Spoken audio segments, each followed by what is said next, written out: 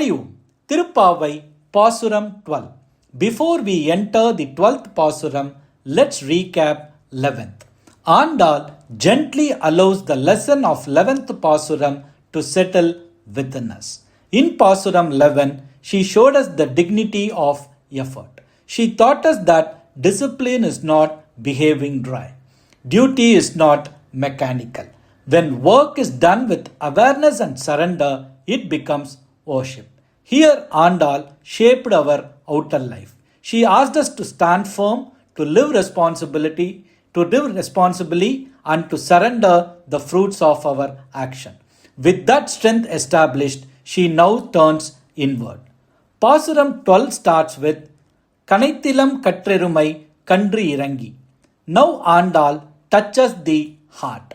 Until now, she has spoken of discipline, effort, and steadiness. But devotion is not only strength, it is also tenderness.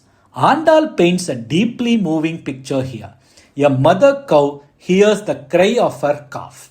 Instantly, her body responds. Milk begins to flow uncontrollably. She cannot stop it. She does not calculate. She does not delay. Why does Andal choose such a tender image? Because she wants us to understand the nature of divine compassion. God's grace is not measured.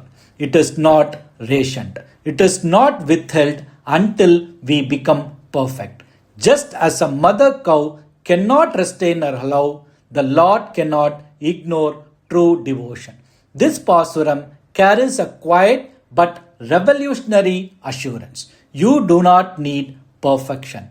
You need sincerity. Many people today hesitate to turn towards God because they feel unworthy. They believe they must first become pure, disciplined, flawless. Andal gently removes all this fear in this Pasuram. She says, in the essence, when the soul cries honestly, grace flows naturally. Wow, what a statement. She says, when the soul cries honestly, grace flows naturally. The calf does not chant mantras. It does not prove merit. It simply calls. And that is enough. This is a profound spiritual truth. God is not moved by performance. He is moved by authenticity. A single honest tear carries more power. A single honest cry carries more power than countless ritual actions done mechanically. This Pasuram brings immense comfort to the human heart. It tells us that God is not wanting to punish us, or God is not waiting to punish us. He is waiting to respond, waiting for us to turn towards Him without masks, without pretension, without fear.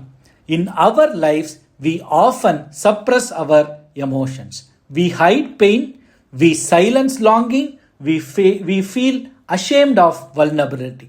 Andal tells us that vulnerability is not a weakness. It is the doorway to grace. When grief is real, when longing is sincere, when surrender is complete, the divine responds immediately.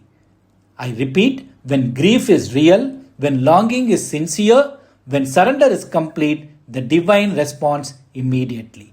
This is why reciting this Pasuram as a healing effort. It cures emotional wounds, it calms deep anxieties, it reassures the restless heart that every tear offered sincerely is seen, every silent prayer is heard, nothing is wasted.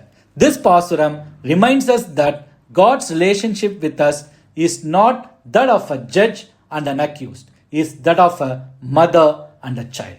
I repeat, God's relationship with us is that of a mother and child.